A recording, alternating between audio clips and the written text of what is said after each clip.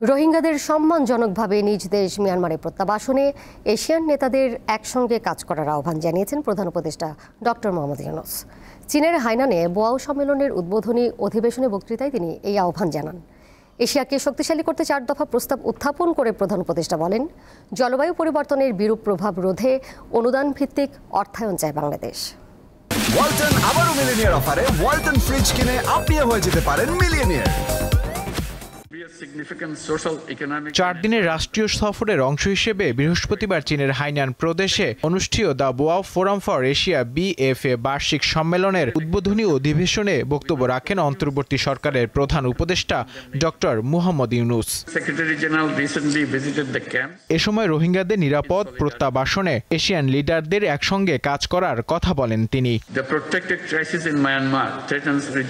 Myanmar সংকট আঞ্চলিক স্থিতিশীলতার জন্য হুমকি স্বরূপ। 7 বছরের বেশি সময় ধরে বাংলাদেশ 1.2 মিলিয়নেরও বেশি জোরপূর্বক বাস্তুচ্যুত রোহিঙ্গাদের আশ্রয় দিয়ে আসছে, যারা মিয়ানমারের নাগরিক। এশিয়ার নেতাদের রোহিঙ্গাদের নিরাপদ প্রত্যাবাসনে একসঙ্গে কাজ করতে হবে। এশিয়াকে শক্তিশালী করতে 4 দফা প্রস্তাব উত্থাপন করে প্রধান উপদেষ্টা বলেন, জলবায়ু পরিবর্তনের বিরূপ প্রভাব রোধে অনুদান ভিত্তিক অর্থায়ন চায় বাংলাদেশ।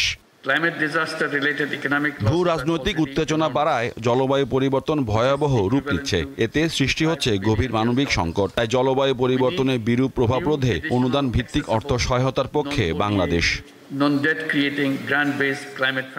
ডক্টর ইউনূস বলেন, বাংলাদেশের জনগণের আস্থা ফেরাতে সংস্কার কার্যক্রম হাতে নেওয়া হয়েছে। এটি বাস্তবায়ন হলে মৌলিক পরিবর্তন আসবে। আগামীকাল বেইজিংয়ে চীনা প্রেসিডেন্ট শি জিনপিং এর সাথে দ্বিপাক্ষিক বৈঠক করবেন প্রধান উপদেষ্টা। 4 দিনের সফর শেষে 29 মার্চ দেশে ফিরবেন প্রধান উপদেষ্টা।